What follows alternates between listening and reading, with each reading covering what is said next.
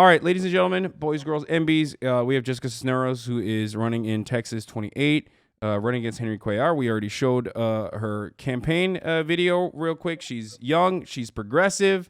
I think AOC recently endorsed you, right? Or even before? Yeah, this cycle and last cycle as well. There's been so many awesome, folks supporting our campaign, and we're really grateful for that. Absolutely. And yeah, you're awesome. Let's talk a little bit about your background before we get into, what's going on in Texas right now and your race. So how did you get your start in politics? Well, I decided to run. Henry Cuellar, my opponent, had been in office at that time for 16 years in Congress. He's actually been in office longer than I've been alive at one capacity or another. Before he ran for Congress, he was the state rep for Laredo, and then he left that seat to be Rick Perry, Secretary of State. And then he decided to run for Congress, and he actually got to Congress by primarying another sitting congressman. So he likes to pretend like that's not how he got his start, by doing what we're doing too. And I decided to run because no one was really stepping up against him. Justice Democrats was recruiting, trying to find someone, working with local folks here. But I decided ultimately to do it when I was approached to and was asked to run because that time, Henry Cuellar was voting with Donald Trump 70% of the time. I mean, he had voted to fund the border wall twice. He had an A rating from the NRA. He was getting a lot of money from the private prison industry, and a lot of bad guys, including the Koch brothers and big oil.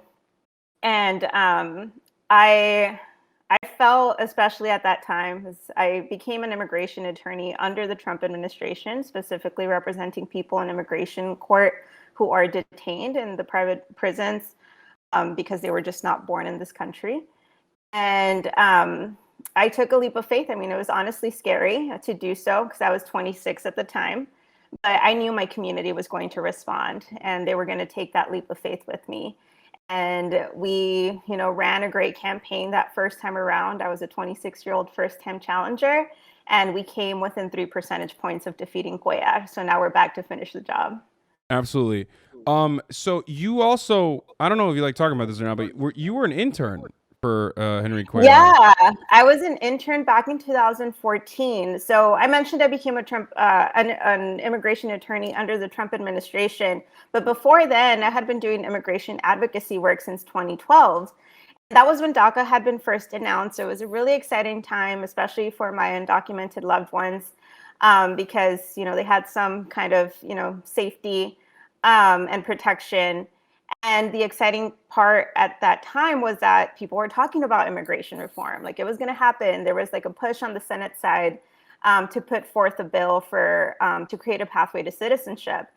So I was an undergrad at that time, and I told myself I wanted to have a front row seat to watch that happen. Like I wanted to see immigration reform come out of both chambers and get signed into law. So when I got this fellowship, they told me you can apply anywhere you want to. And I was like, well, I think I want to intern for my congressman because I want whatever work I do in Washington to directly benefit the people back home. So I decided to do it. And I think a lot about that experience for two reasons. First one was that it took me, a constituent, having to be in that office to actually find out the kind of terrible representation that we were receiving. I mentioned a few of the terrible things that Henry Cuellar has done to side with Republicans, but that's also when I realized that he was anti-choice. I mean, he had been voting to defund Planned Parenthood and continued supporting the Hyde Amendment. I found out that he was anti-labor and anti-worker, that he really ditched working people and sided with Republicans. He Not at that time, but most recently, he was the only Democrat to vote twice against the PRO Act.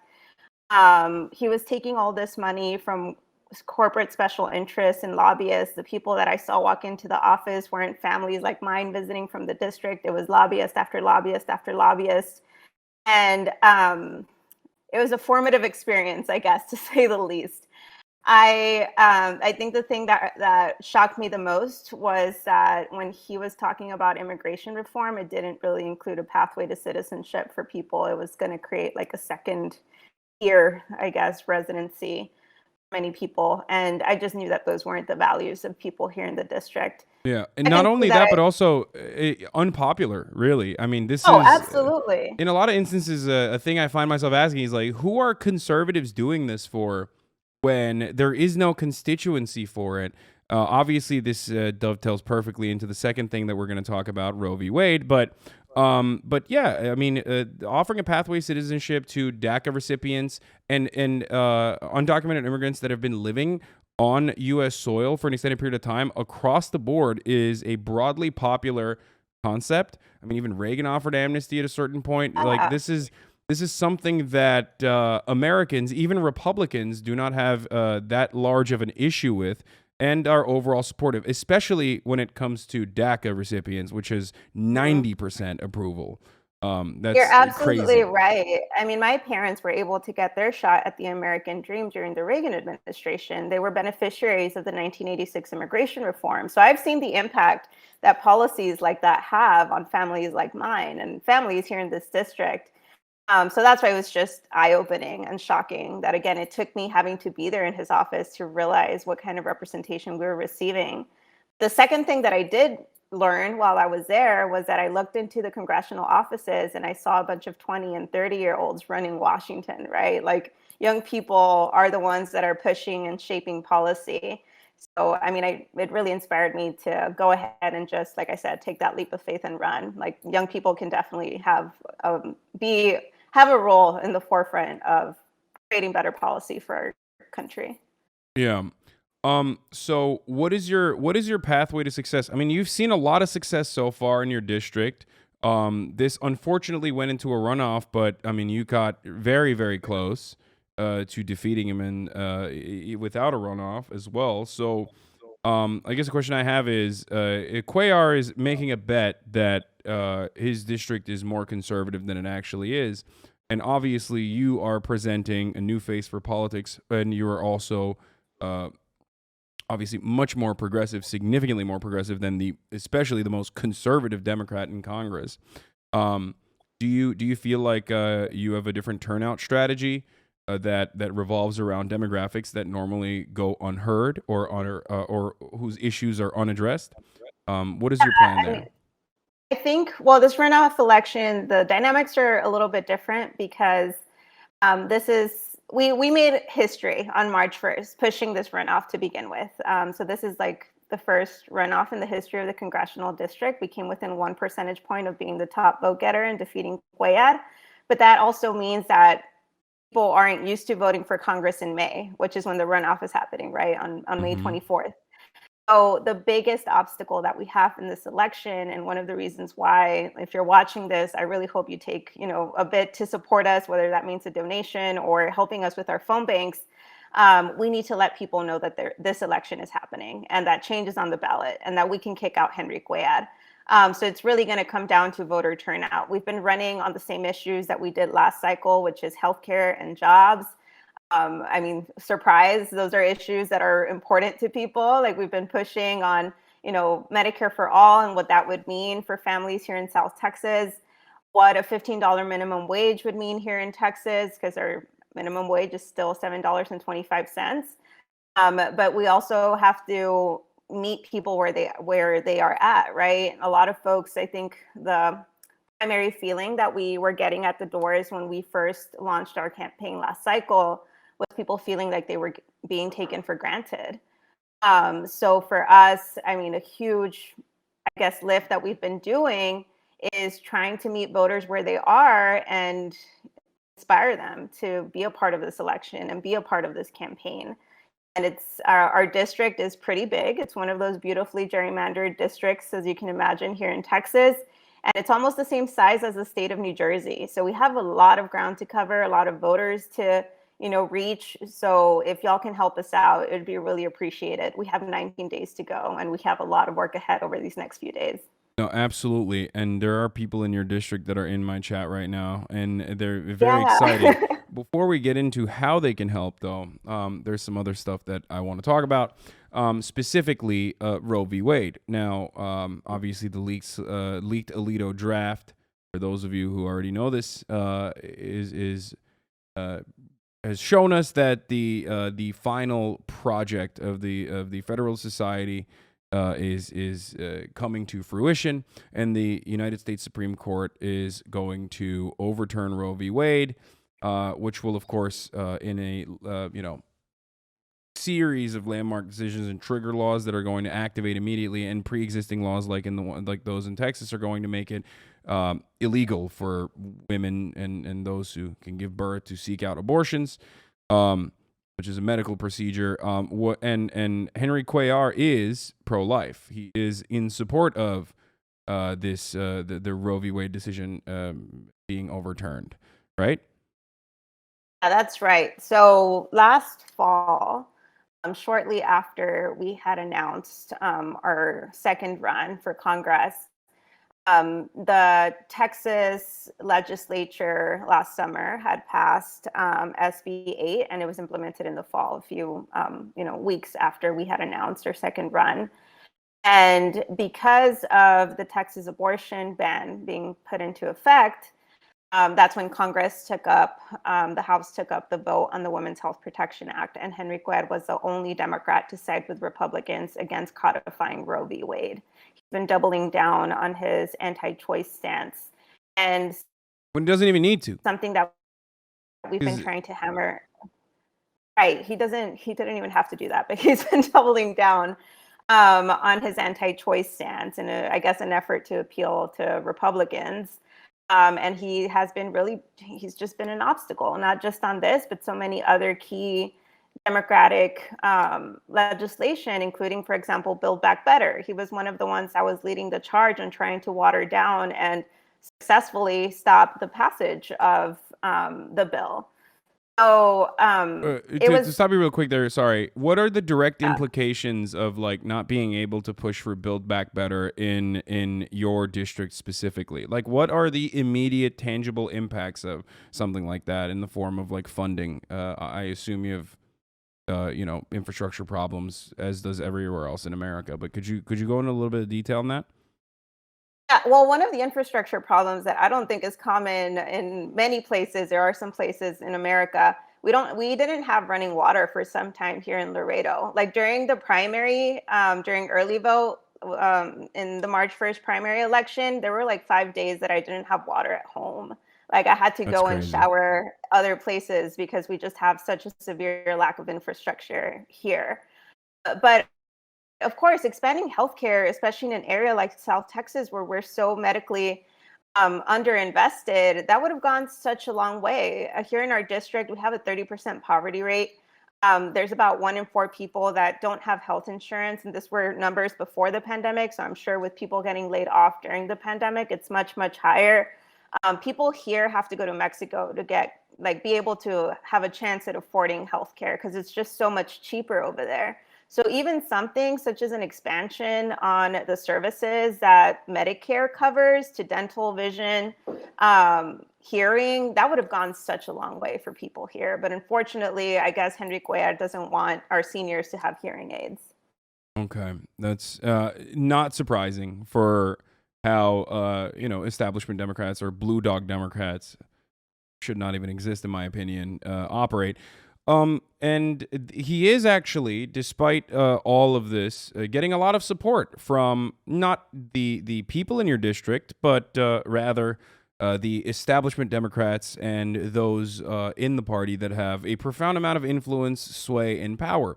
Nancy Pelosi, despite asking me for money all the goddamn time, is especially in this new abortion fight and women's choice fight that now we have to battle, is still very much in support of your opponent, if I'm not mistaken. Is this correct?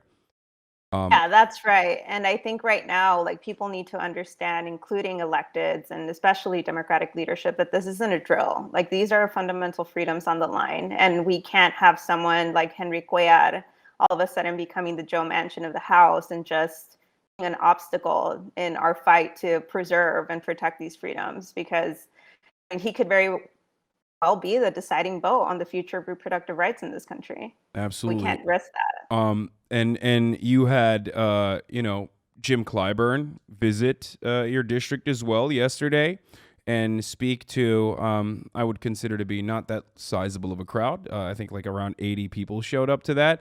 Not a big, not a big crowd winner, Jim Clyburn is, but how does that make you feel that like the party is not only, I mean, do you sense a little bit of hypocrisy there? I feel like when the National Democratic Party is saying one thing, but then when it comes down to it, and when it comes down to actually supporting a young progressive woman who is pro-choice, they end up siding with the anti-choice old establishment Democrat who is openly conservative to a degree that he doesn't even have to be. I really want them to know, like, well, first off, I would be a much better partner, of course, in getting a lot of these Democratic priorities and promises that Democrats made on the campaign trail last cycle, right? Like, these are issues that Democrats have been running on, not just last cycle, but also during these elections as well. And it just doesn't make sense that they're supporting someone who has been a constant obstacle in delivering for people that voted them into office. So for me, it's just like I'm ready to work. And Henry Cuellar obviously is not. Like he's been throwing our community under the bus and hurting the entire country in the process. And again, this isn't a drill. Like this is it. Like Henry Cuellar has had a huge role in eroding our fundamental freedoms. And we have a chance right now on May 24th to kick him out and send a strong message that even here in South Texas, where people like to put on this label that really doesn't make sense because people here, when we have conversations with them, they absolutely are pro-choice, but nobody's been driving that conversation here, and we are. And we want to make sure that we're sending a resounding message that choice and so many other issues that working people prioritize, like increasing the minimum wage, like having healthcare through Medicare for all, like all of these are issues that matter to us. And we can win in this district and send that resounding message all across the country and basically set the tone for these midterm elections. Okay, that's awesome. I have so you brought up what you need from at least my community as well. Like, and I want to help out in any way I can. I think you're awesome. I think you're dope. Before I ask you what kind of message you have for young people that also want to get involved in politics, what can we do in this circumstance, in this immediate future leading up to your election, which is happening very soon? Yeah. Well, before I get there, I just want to give y'all, all of your community and you yourself, a shout out for supporting Frontera Fund. It's an abortion fund that does work here in South Texas and covers part of our district. So thank you so much for supporting us because we really do need all the support that we can get here in Texas and especially South Texas. And the other request that I have is if y'all can help us out in these final days. We have 19 days to go before this election on May 24th.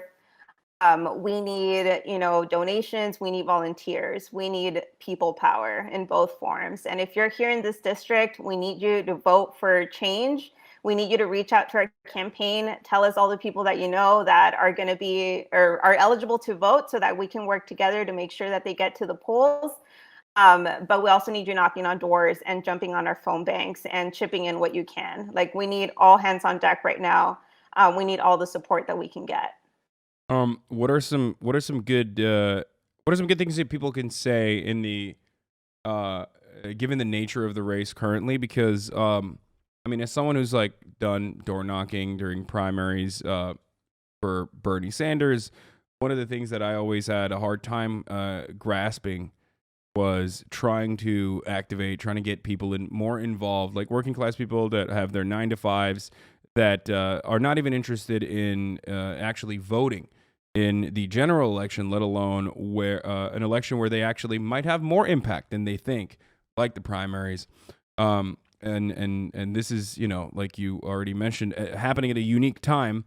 What are some things that we could, people could immediately say, try to get people involved? What have you seen that's been successful? So usually people, there's many people who are incredibly busy, right? And also part of the problem why they don't want to get engaged is because they feel left out of the process or that, politicians, no matter, when they get into office, like they tend to be the same old people like Henry Cuellar the most powerful thing that people can do is talk about why this election is so important for them. One of the things that we do whenever we have our canvases and we get ready and we get trained is talk about why we decided to show up in the first place. Because I think that storytelling and not just talking about theory and policy in an abstract sense, but how it affects you really does go a long way. So I don't, we each have our reasons why. And I think having those, I guess, that human touch of talking to people and seeing them and hearing them and validating a lot of the struggles and challenges that they're facing, that's probably the best thing you can do to get someone inspired to get out and vote and activate them and be a part of the campaign as well. Absolutely. Okay, let's talk about I mean, we were supposed to play Mario Kart, but I don't know if we're gonna be able to do that. I'm gonna be honest. I feel like, I mean, we can set that up at a different time. I was kidding about that. But that's actually one of the things that I do after I'm done with campaigning for the day. It's been long hours, and just to like de-stress, I've been playing a lot of Mario Kart, Mario Party, and Breath of the Wild. So I usually turn to my Switch. Especially Breath of the Wild is good. It's incredible. It's an incredible game. Switch is. I'm 30. I didn't have a Switch until, like, I guess a year and a half ago, and oh my god, it's a game changer for me. Absolutely. Specifically. I don't know. It's awesome. Okay. So we talked about Henry Cuellar. We talked about the establishment Democrats. Is there anything that you specifically want to address that I haven't gotten to? I think we covered a lot. Stressing the fact that like we have so much work to do in the next 19 days. And just, I think for me, how grateful I am to have the support of so many people, both inside and outside of the district, because I said it from the very beginning, like I cannot do this alone.